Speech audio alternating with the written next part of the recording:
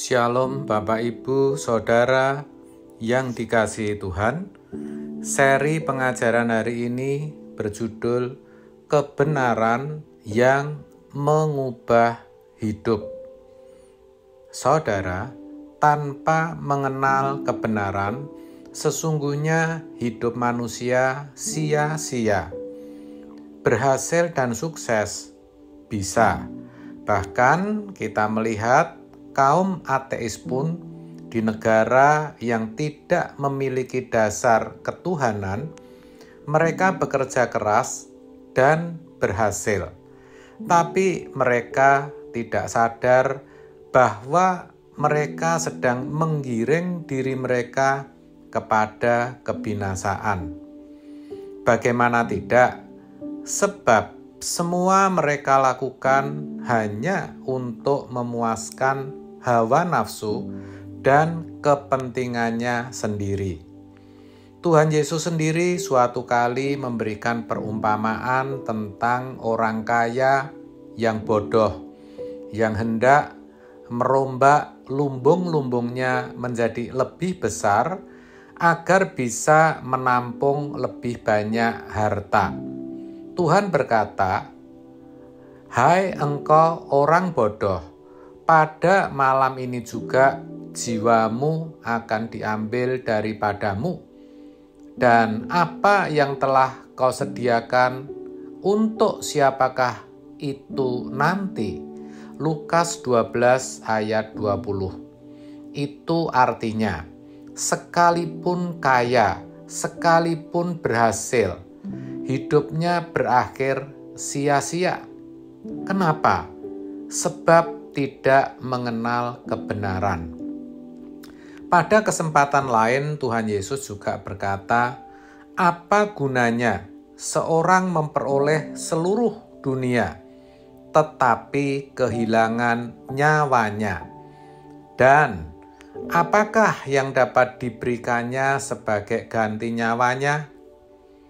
Ini sangat jelas, saudara, bahwa hidup dengan kekayaan yang berlimpah tanpa mengenal kebenaran, semua sia-sia.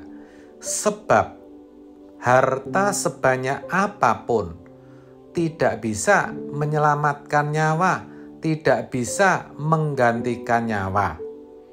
Itulah sebabnya dalam doanya, Tuhan Yesus berkata, "Kuduskanlah mereka dalam kebenaran. Firman-Mu adalah kebenaran." Yohanes 17 ayat 17. Inilah kerinduan Yesus, yaitu agar kita sebagai orang percaya mengenal kebenaran, yaitu firman-Nya. Sebab hanya firman yang bisa mengubah hidup.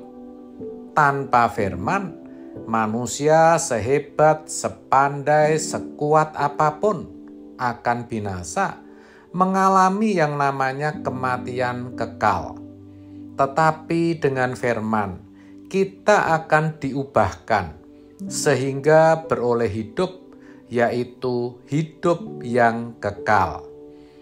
Dikatakan bahwa kebenaran, yaitu firman, memiliki kuasa untuk menguduskan kita. Artinya, menjadikan kita kudus. Hanya firman yang bisa mengubah kodrat hidup kita dari yang tadinya berkodrat dosa. Maksudnya, mudah sekali berbuat salah dan dosa, cenderung melakukan sesuatu yang tidak sesuai kehendak Allah, menjadi hidup yang berkodrat ilahi, yang mengerti akan apa yang dimau Tuhan, yang tidak hanya tidak berbuat dosa lagi, tapi tidak berdosa lagi. Dengan kata lain, kita menjadi benar-benar kudus, tidak bercacat dan tidak bercela. Sulit di dalam hidup ini untuk ditemukan kesalahannya.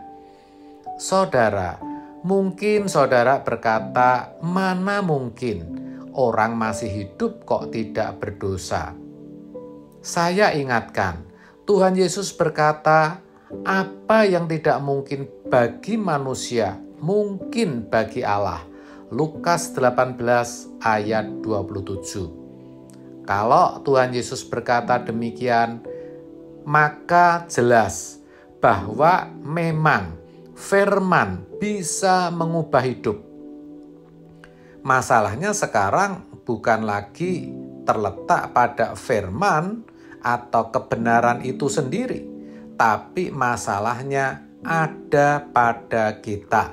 Masalahnya justru terletak pada kita.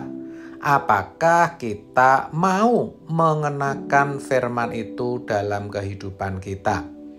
Ini tidak mudah, saudara, sebab kita punya pengertian sendiri, kita punya hikmat sendiri, kita punya pemikiran sendiri.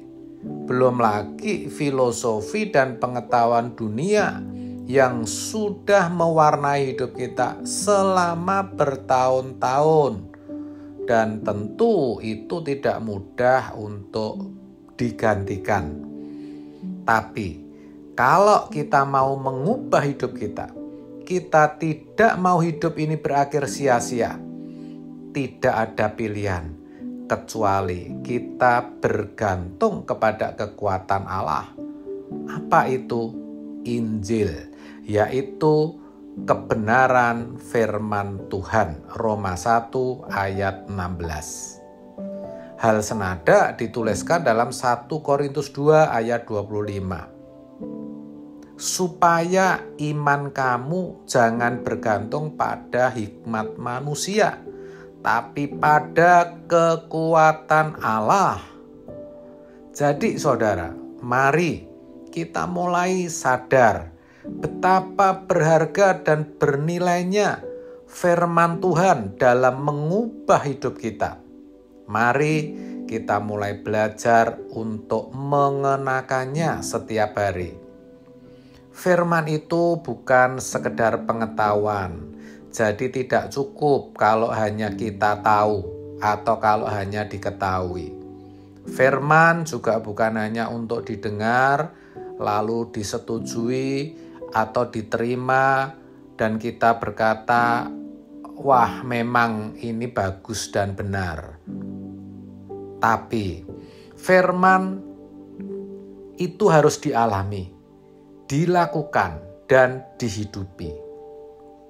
Sekali lagi memang berat dan sukar, sebab kita harus berani mematikan dan menggantikan hikmat dan pengertian kita dengan hikmat dan pengertian ilahi.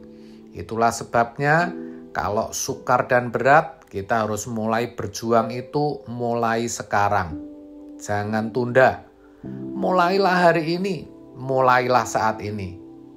Mulai baca, dengar, renungkan, dan lakukan firman dengan tekun dan bersemangat. Roh Kudus memimpin kita dan rasakan hidup kita yang akan terus berubah.